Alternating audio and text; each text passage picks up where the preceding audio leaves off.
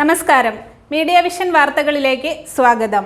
AV ചെയറിന്റെ ആഭിമുഖ്യത്തിൽ AV Abdurahiman Haji അനുസ്മരണം മേപ്പയൂർ സലഫി ക്യാമ്പസിൽ സംഘടിപ്പിച്ചു. MLA TP രാമകൃഷ്ണൻ ഉദ്ഘാടനം ചെയ്തു. മേപ്പയൂരിലെ രാഷ്ട്രീയ സാമൂഹ്യ വിദ്യാഭ്യാസ രംഗത്തെ പ്രമുഖ വ്യക്തിത്വമായിരുന്ന AV അബ്ദുറഹ്മാൻ ഹാജിയുടെ 20ാം ചരമവാർഷിക അനുസ്മരണവും സമകാലീയ ഇന്ത്യ പ്രഭാഷണവും മേപ്പയൂർ സലഫി ക്യാമ്പസിൽ സംഘടിപ്പിച്ചു. AV ചെയറിന്റെ ആഭിമുഖ്യത്തിൽ നടന്ന അനുസ്മരണ പരിപാടി MLA TP രാമകൃഷ്ണൻ ഉദ്ഘാടനം ചെയ്തു. വിമർശനത്തിന്റെ ഒരു ഗുണം നന്മയെ തിരിച്ചറിയാൻ കഴിയുമെന്നുള്ളതാണ്. നല്ലതിനെ ഉയർത്തിപ്പിടിക്കാനും അരുതാത്തതിനെ തിരസ്കരിക്കാനും ഇതുപോലുള്ള നിലപാടുകൾ നമുക്ക് സമൂഹത്തിൽ സഹായകരമാണ്. ഇവിടെ എന്നെ വിഷമിപ്പിച്ച ഒരു പ്രശ്നം, സലഫി സ്ഥാപനത്തിനെതിരായി ഏതാനും വർഷങ്ങൾക്ക് മുമ്പ് ഒരു ആക്രമണം നടക്കുകയുണ്ടായി. യഥാർത്ഥത്തിൽ നമ്മുടെ നാടിൻ്റെ മതനിരപേക്ഷ മനസ്സിനെയും ജനങ്ങൾക്ക് വേണ്ടി നടത്തുന്ന മറ്റ് ചാരിറ്റി പ്രവർത്തനങ്ങളെയും അത് ഉയർത്തപ്പെടുന്ന മൂല്യങ്ങളെയും വല്ലാതെ വേദനിപ്പിച്ച ഒരു സംഭവമായി. എൻ്റെ നിലപാട് വ്യക്തമാക്കാൻ ഞാൻ ആഗ്രഹിക്കാം. AV സ്മാരകത്തിന് നേരെ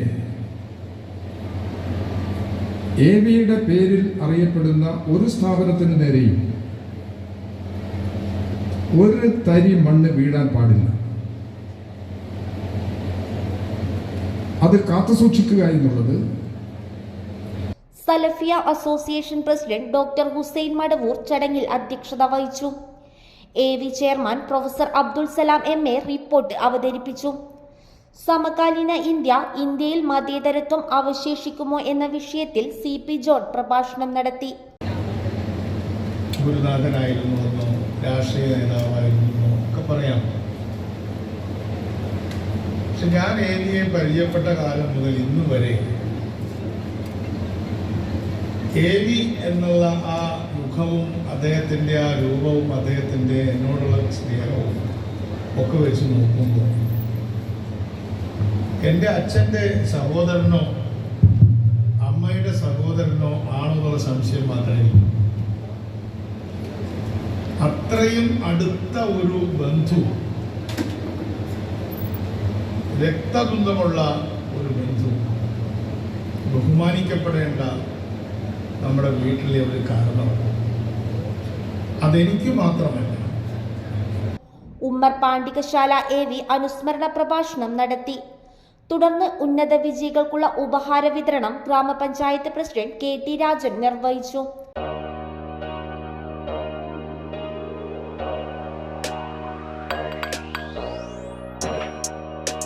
AV chair convener Ajay Avala സ്വാഗതം പറഞ്ഞ ചടങ്ങിന് പ്രൊഫസർ CK ഹസൻ നന്ദി പറഞ്ഞു.